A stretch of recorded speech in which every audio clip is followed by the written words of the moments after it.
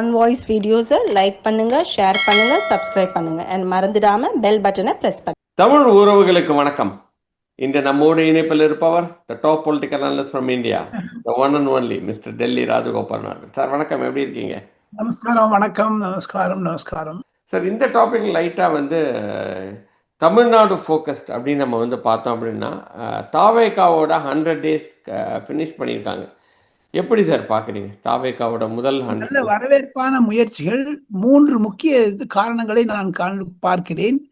தமிழக அரசினுடைய 100 நாள் பிரயாணம் என்பது மத்திய அரசுடன் மோதலை எதிர்பார்க்காதீர்கள் என்று முதலமைச்சர் எச்சரிக்கை விட்டார். மத்திய அரசுடன் கைகோத்து செல்வோம் என்று சொன்னதனால் பல திட்டங்கள் வந்துவிட்டது.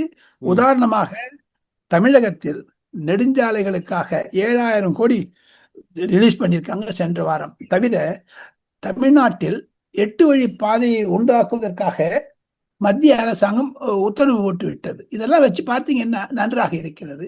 நிதி ஆயோக் கூட்டத்தில் முதலமைச்சர் விஜய் கலந்து கொண்டார். மு.க. ஸ்டாலின் மாதிரி புறக்கணிக்கவில்லை. காரணம், மு.க. ஸ்டாலின் மிக மிக நெருக்கமாக இருந்தார் காங்கிரசுடன் விஜய் இருப்பது போன்று.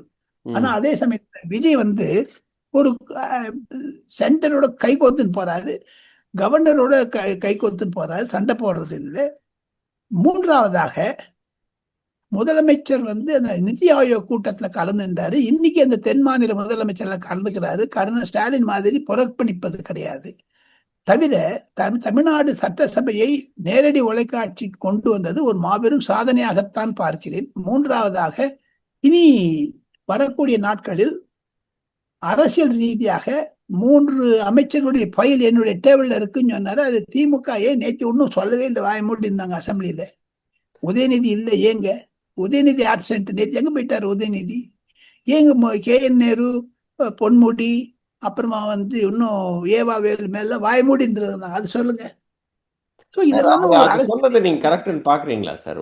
ஒருத்தங்க ஊழல் புகார் இருந்துச்சுன்னா அதை மக்கள் கிட்ட மக்கள் மன்றத்துல கொண்டு ப்ரெசென்ட் பண்ணுறதுனா சார் நியாயமா இருக்கும். அப்படி இல்லைன்னா கோர்ட்டுக்கு கொண்டு போய் அவங்க சமர்ப்பிக்கணும் இல்லையா? பண்ணுவாங்க, கிராஜுவலா பண்ணுவாரு. விஜய் அவர்கள் கிராஜுவலா பண்ணதான் பாக்குறாரு. இந்த சட்டசபை முடிந்தவுடன் அது இருக்கும். ஏன்னா சட்டசபை நடக்கும்போது அரெஸ்ட் பண்ணீங்கன்னா சட்டசபையில் அமளி வரும், சட்டசபையில் அலுவல்கள் நடக்காது. இதனால அவங்க ரொம்ப கால்குலேட்டட் ரிஸ்க் எடுக்கிறாரு விஜய் என்று தான் நான் கரைக்கிறேன் அரசியல் ரீதியாக. ஏன்னா ஒரு மெதுவாக ஒரு பாதையை நாம் கடந்து செல்ல வேண்டும். அப்போ 100 நாள் ஆட்சியை நீங்க எப்படி, நீங்க எவ்வளவு மார்க் சார் கொடுப்பீங்க? 95 கொடுக்காங்க. 95. 95. So pass with flying. ஊழல் போயிடுச்சு. எனக்கு உதாரணமாக திருப்பதி நாராயணன் என்று சொல்லக்கூடிய பாஜக செய்தி தொடர்பாளர்கள் ரூரல் எலக்ட்ரிஃபிகேஷன் கார்பரேஷன்ல அங்கத்தினராக இருந்தார். போர்ட் ஆஃப் டைரக்டர்ஸ்ல இருந்தார் அவர் நேற்று தொலைக்காட்சிகளிலும் பொது ஊடகங்களிலும் சொல்லும் பொழுது தமிழகத்தில் ஊழல் குறைந்து விட்டது என்று பாஜகவினர் சொன்னார். எப்படின்னு கேட்டீங்கன்னா, செந்தில் பாலாஜி மந்திரியாக இருந்த போது ரூரல் எலக்ட்ரிபிகேஷன் பண்ண வேண்டும் என்றால் நீங்க 5 மெகாவாட்டுக்கு சூரிய ஒளி சோலார் எனர்ஜி போடணும்னு சொன்னீங்கன்னா அதுக்கு 25 லட்சம் ரூபாய் லஞ்சம் கேட்டாங்களா கேஷ்ல. இபிஎஸ் இருந்த போதும் பண்ணாரு, இபிஎஸ் இருந்த போதும் பண்ணாங்க. அப்பெல்லாம் 5 லட்சம் 10 லட்சம் வேலுமணி கூட வாங்கியிருக்காரு அவர் ஓப்பனாவே சொன்னாரு. ஆனா விஜய் அதை கட் பண்ணிட்டாரு. இப்ப ஃப்ரீயா யாருன்னா, இப்ப உங்களுக்கே இப்போ கணேஷ், உங்களுக்கோ இல்லை எனக்கோ தமிழகத்தில் 2 ஏக்கர் நிலம் இருந்ததுன்னா நீங்க அங்க ஒரு பிளான்ட் போட்டீங்கன்னா, சோலார் எனர்ஜி பிளான்ட் போட்டுட்டீங்கன்னா அதுக்கெல்லாம் சர்க்கார் கடன் தராங்க, ரூரல் எலக்ட்ரிபிகேஷன் கார்பரேஷன். அதெல்லாம் ஊழல நிறுத்தியிருக்காரு விஜய். இப்போ ரிஜிஸ்ட்ரேஷனை பப்ளிக் பண்ணிட்டாரு. தெர் இஸ் நோ ரிஜிஸ்ட்ரேஷன் போது ஒரு தவறானதெல்லாம் பண்ணலையே. பட் ஆனா ரீல்ஸ் ஆட்சி தான் ஓடிட்டு இருக்கு. அதாவது சட்டசபையவே சினிமா கூடாரம் மாதிரி தான் நடத்துறாங்க அப்படின்னு மாதிரி நிறைய. காரணம் என்ன என்று கேட்டால் இந்த சினிமா ரீலை தடுத்தது திமுக, அதிமுக, கருணாநிதி, ஜெயலலிதா, ஸ்டாலின். இப்ப அவங்களும் சினிமா தானே இருந்திருக்காங்க. இவன் புதுமை. இப்ப டிஜிட்டலைசேஷன் பாப்புலர் ஆகிறதுனால விஜயும் வெண்ட் இன் ஃபார் தட். தப்பே கிடையாது. இப்போ நாடாளுமன்றத்தை ஒளிபரப்பு கடந்த 30 ஆண்டுகளாக செய்கிறார்களே, அதனால அது டிஜிட்டலைசேஷன் வராதுக்கு முன்னாடி பண்ணாங்களே, அது எப்படி? அது இன்னும் கேட்க போனால் இது ஒரு நூதன முயற்சி. Let us try. அதனாலதான் நான் புஷ்டியான சொல்றாரு, இனிமேல் திமுக வந்து ஆட்சிக்கு வரவே முடியாதுன்னு எந்த வேகத்துல சொல்றாருன்னா இதெல்லாம் தான் காரணம். ஓகே. ஆனா மக்களுக்கு அவர் ப்ராமிஸ் பண்ணதெல்லாம் இன்னும் பண்ணலையே சார். 2,500 ரூபாய் ப்ராமிஸ் பண்ணாரு. அதுக்கப்புறம் வந்து கேஸ் சிலிண்டர் ப்ராமிஸ் பண்ணாரு. எக்ஸாம்பிள் ஒன்னே வந்து ஒன்னே ஒண்ணுங்க ம். ஒன்னே ஒண்ணுங்க நம்ம வந்து வெயிட் பண்ணோம். இப்ப 3 மாசம் தான் ஆயிருக்குது. நம்ம வந்து நேரடியாக பேசுவதனால் உடனே யூ வாண்ட் இன்ஸ்டன்ட் ரிசல்ட். அது உனக்கா சிலதுல எல்லாம் ம். ஏற்றத்தாழ்வு தான் இருக்கு. நீங்க ரெண்டு பேரும் நம்ம ரெண்டு பேருமே அந்த பரமபத ஸ்னேக் அண்ட் லேடர் கேம் விளையாட ஆரம்பிச்சாலே இட் டேக்ஸ் 3 hours. ஓகே. நீங்க பிரெக்னன்சி இஸ் ஃபார் 9 months. இவர் வந்திருக்காரு இன்னும் ஒரு 2 வருஷம் கொடுத்து பாருங்களேன். அதனால தானே ரஜினிகாந்த் 1 வருஷம் கொடுக்கணும்னு ஸ்டாலின் 6 மாசம் சொன்னாரு. ஸ்டாலினுடைய மகன் வந்து இன்னைக்கே வேணுங்கிறாரு. அது எப்படி முடியும்? இவங்க ஏன்னா அந்த முதலமைச்சர் பதவி என்பது கருணாநிதி குடும்பத்திற்கு நினைத்தார்கள், அதை விஜய் தூக்கி அடித்தார். எப்படி நரேந்திர மோடி காங்கிரசுடைய குடும்ப சொத்து என்று பிரதமர் பதவி நினைத்தார்களோ அதை தூக்கி அடித்தார்கள். அதனால்தான் விஜயும் நரேந்திர மோடி ஒன்றாக நான் பார்க்கிறேன். காங்கிரஸை ஒழித்து விடுவார் விஜய் என்று கூட நான் சொல்ல முடியும். காங்கிரஸை ஒழிக்கிறதுக்கு கூட நிறைய சான்ஸ் இருக்கு அப்படின்ற மாதிரி நீங்க அதனால அவர் பிரைம் மினிஸ்டர் போடிக்கிறாங்க. ஸ்டாலின் வந்து ஸ்டாலின் உதயநிதி ஸ்டாலினுடைய தகப்பனார் 2019 ராகுல் காந்தி முன்மொழிந்தார். 2026 ராகுல் காந்தி முதலமைச்சராக ஸ்டாலின் முன்மொழியவில்லை. இப்பொழுது ஓப்பனாக சொல்ற ஒரு தமிழ்காரன் வரப்போறாங்கிறாங்க. யார் அது? பேர் என்ன? விஜய். ஆக மொத்தம் அடுத்த பிரதமர் விஜயா அல்லது ராகுல் காந்தி. தேர்ட் ஃப்ரண்ட் ஃபார்ம் ஆகிறதுக்கு வாய்ப்புகள் இருக்கா சார்? விஜயோட தலைமையில் தேர்ட் ஃப்ரண்ட் ஃபார்ம் ஆக வாய்ப்பு இருக்கா? இப்போ ஒருவேளை வந்து காங்கிரஸும் ஸ்பெகுலேஷன் தான், ஒரு it is for ahead. But இருந்தாலும் சும்மா ஒரு கேள்வி, அதுக்கு வாய்ப்பு இருக்குன்னு பாக்குறீங்களா? அதுக்கு இல்லை. நான் ஒரு சும்மா பதில் சொல்லட்டுமா? நீங்க சும்மா கேள்வி சும்மா பதில் சொல்லுங்க சார், சும்மாவே சொல்லுங்க. உத்தரப்பிரதேசத்தில் 3வது முறையாக யூபியில் யோகி ஆதித்யநாத் வந்தால் இந்திய அரசியலில் மாறுதல் வரும். அவர் தோல்வியுற்றாலும் மாபெரும் மாறுதல் வரும். அப்பொழுதுதான் ராகுல் காந்தியுடைய பிடிப்பு அதிகமாகும். அப்பொழுது விஜய் வந்து ராகுல் காந்தியுடன் பிரிந்து போவார். எல்லாமே உத்தரப்பிரதேசம் கான்சென்ட்ரேஷன் இருக்கு, அவ்வளவுதான். உத்தரப்பிரதேசம், பஞ்சாப், போல்ஸ், வட இந்தியாவினுடைய ஒரு தெர்மாமீட்டரா பார்க்கலாம் நீங்க. அப்படி சொல்றீங்க. எல்லாமே வந்து it all comes down to boils down to UP election, Punjab election அப்படின்ற மாதிரி. எப்பவுமே இந்தியாவில் ஒரு அடிக்கடி ஒரு எலெக்ஷன் வைக்கிறது. அதுல எல்லாத்தையும் மோடி ஜெயிச்சுன்னு காங்கிரஸ் தோத்துட்டு வருது. அதனாலதான் இந்திய அரசியல் ஒரு பரபரப்பான சூழ்நிலை உருவாகிறது. ஓகே. அதே மாதிரி இன்னைக்கு எம்எல்ஏஸ்க்கு எல்லாருக்குமே காரு கொடுத்துருக்கிறாரு சார். அதை எப்படி பாக்குறீங்க? அது வந்து அவங்களுக்கு எல்லாருக்குமே வந்து 75,000 அதை வந்து மேனேஜ் பண்றதுக்குன்னு வேற சொல்லியிருக்கிறாரு.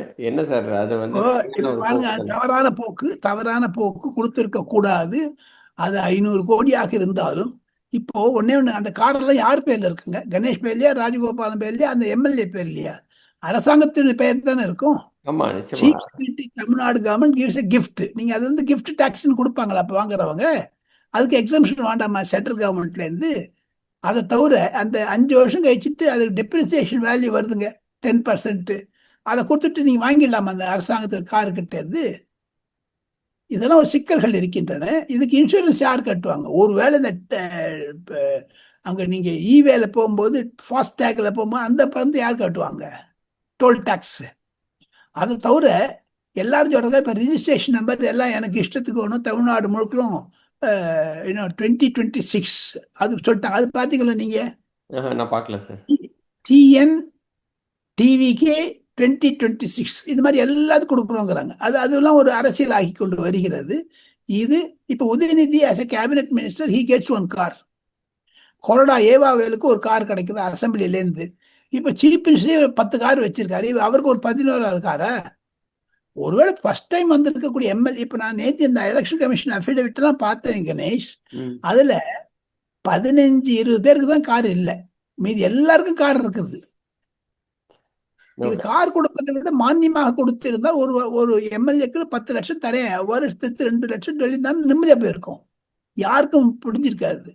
ஸோ இதெல்லாம் வைத்து பார்க்க வேண்டும். அதை செய்வது தவறுதான். பொதுமக்களுடைய பணம் வீணாக கூடாது என்பதுதான் என்னுடைய கருத்து, கூட தனிப்பட்ட கருத்து. இதெல்லாம் எவ்வளவு ட்ரை பண்ணி பார்த்தாங்க. அம்மையார் ஜெயலலிதா இருக்கும்போது அப்ப மாட்டேன்னாங்க. இப்ப என்ன பண்றாங்க? புதுதாக விஜய்க்கு ஒரு பிளேன் வாங்கணும்னு ஆரம்பிக்கிறாரு. இப்போ தனிப்பட்ட முறைச்சியில். ஏன்னா அவர் பப்ளிக்ல போறது கிடையாது, போகவும் கூடாது. உண்மை, எம்எல்ஏவா இருக்கும்போது கூட போல. இப்ப சீஃப் மினிஸ்டர் அதுக்காக தனி பிளேன் வாங்கினாங்க. அந்த பிளேன் ஜெயலலிதா இருந்தபோது ஹெலிகாப்டர் வாங்கினாங்க. அது என்ன ஆச்சு? இப்போ வித்துட்டாங்க. அந்த மாதிரி இப்போ பிளேன் வாங்க, இதெல்லாம் தப்புங்க. இதெல்லாம் குறைச்சிக்க வேண்டியது நல்ல இருக்கும். ஆனா பொதுமக்கள் விரும்புகிறார்கள் இது மாதிரி. அதெல்லாம் அதையும் நம்ம இக்னோர் பண்ண முடியாது கணேஷ். Okay sir.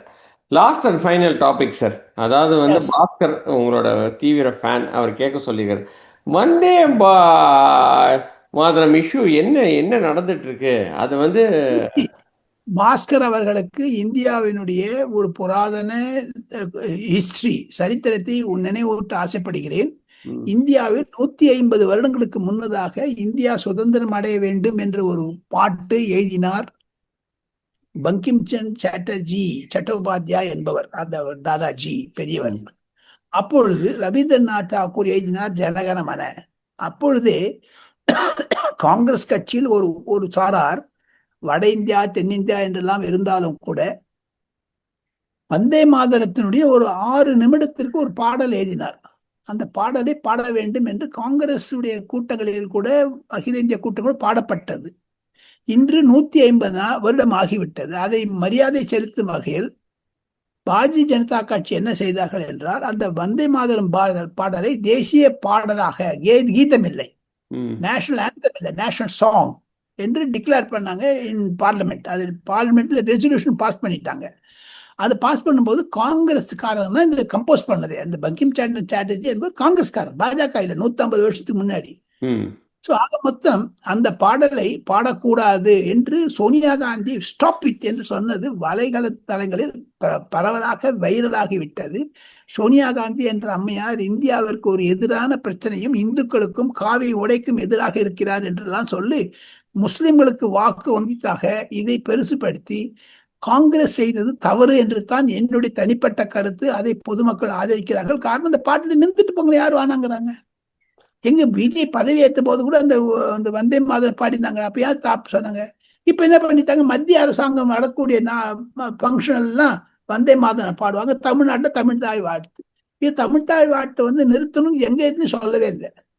அந்தந்த மாநிலங்களுக்கு பாடல்கள் இருக்கிறது, ஆண்டம் இருக்கிறது. சப்போஸ் நீங்களே ஒரு என்ஜிஓ நடத்தீங்கன்னா உங்களுக்கு you can have one anthem for you. வெற்றின்னு விட்டு அதுதான் தமிழ் வெற்றி கழகத்துடைய ஆந்தம். ஆக மொத்தம் பங்கிம் சந்திர சாட்டர்ஜி செய்தது நன்றி. இப்போ அதை காங்கிரஸ் பாடாதற்கு தவறு. பாஜக அதை முன்னிறுத்துவது இந்த 150 இயர் கொண்டு தானுங்க. அடுத்த வருஷத்துக்கு பாடணும் அவசியமே கிடையாது. அதை மல்லிகார்ஜுன் கர்கே போன்ற மூத்த அரசியல்வாதிகள் சொல்லுவது தவறு, இன்க்ளூடிங் அவர் ப. சிதம்பரத்திற்கும் மல்லிகார்ஜுன் கர்கேக்கும் எனக்கும் வயதாகிவிட்டது. இனி இளைஞர்களுக்கும் கணேஷ் போன்றவர்களுக்கு தான் எதிர்காலமே தவிர இப்போ ஜென்சி தான் வந்துடுச்சு. அதுல நம்ம பிரச்சனையை உண்டு பண்ணக்கூடாது. Gen Z wants amicable solution, not actions or fight. இது 2029க்கே சவாலா அமையும் அப்படின்ற மாதிரி நிறைய பேர் ஃபீல் பண்றாங்களே சார். பிகாஸ் லைட்டா ஒன்னே ஒண்ணு கணேஷ், இந்த பொதுமக்களுடைய பிரச்சனைகள் அது குடும்பத்திலோ அல்ல இது பண்ணாதான் வருமே தவிர இது மாதிரி பாட்டுல பெருசாகும் நான் நினைக்கிறேங்க. இது இன்னைக்கு சொல்லலாமே தவிர சோனியா காந்தி கொஞ்சம் கொஞ்சமா எப்பவுமே நம்மளோட சென்டிமெண்ட்டை அட்டாக் பண்ணிக்கிட்டே இருக்கிறாங்க அப்படின்ற ஒரு ஃபீலிங் இருக்கு இல்லையா sir? It might not have. ஆமா, he is a foreigner and she is come. அவர் புத்தகம் எழுதியிருக்காங்க. அந்த புத்தகத்துல சொல்றாங்க, எனக்கு இந்தியா மீது மதிப்பு வந்ததுன்னு. மதிப்பு வந்ததுன்னா நீங்க எங்க திமுகவினுடைய இன்வால்மெண்ட் இன் இலங்கை தமிழர்கள் தவிர ஜெயின் கமிஷன் ஆஃப் என்கொயரியே சொல்லியிருக்காங்க. Needle of suspicion towards DMK leader Chandraswami inkling Rajiv காந்தின்னு சொல்லியிருக்காங்க. அதை போய் சப்போர்ட் பண்றாங்க. இன்னைக்கு அந்த புத்தகத்துல திமுகவிற்கு எதிராக எழுதியிருக்கிறார்கள். ஸோ ஆக மொத்தம் சோனியா காந்தி என்பவர் இந்தியாவிற்கு எதிராக இருப்பதாகத்தான் பலர் கருதுகிறார்கள் கணேஷ்.